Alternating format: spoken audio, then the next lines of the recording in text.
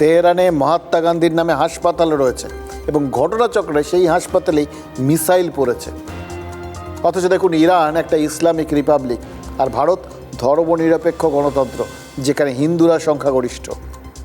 তার মানে ধর্মের থেকে জাতির পরিচয়টা এখানে অনেক বড় হয়ে উঠেছে।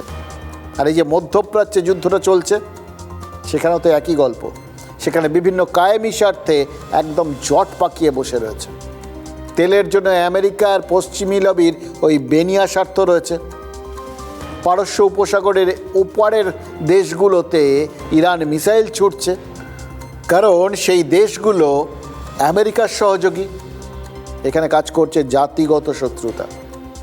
সৌদি আরব সহ যে কটা দেশে ইরানের মিসাইল পড়ছে, সেখানে সুন্নি সংখ্যাগরিষ্ঠতা। এটা তো বললাম আপনাদের, ঠিক যেরকম ইরান শিয়াপন্থী দেশ। কিন্তু সেটা বাদ দিয়েও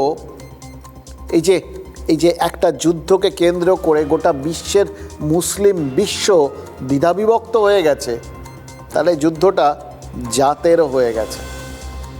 জাত জিনিসটা এরকম ভয়ঙ্কর, জানেন তো। আমরা জাত পাত এগুলো আমরা এখানে কথায় কথায় বলি তো, কিন্তু সেটা যে কত বড় গোটা বিশ্বের ক্ষেত্রে ফ্যাক্টর হয়ে যেতে পারে, এত বড় একটা যুদ্ধের কারণ হয়ে যেতে পারে। যুদ্ধের সময় একই ধর্মের ভেতর ফাটল ধরাতে পারে, এটা হচ্ছে তার সব থেকে বড় উদাহরণ। এবং জাত সব জায়গায় ফ্যাক্টর। আমাদের বাঙালিদের একটা সময় গর্ব ছিল যে বিহার বা উত্তরপ্রদেশের মতো আমাদের রাজ্যে ওই জাতপাতের ব্যাপারটা আবার খুব একটা মানামানি হয় না, ও সমস্ত নিয়ে আমাদের কোনো মাথা ব্যথা থাকে না, আমরা প্রগতিশীল।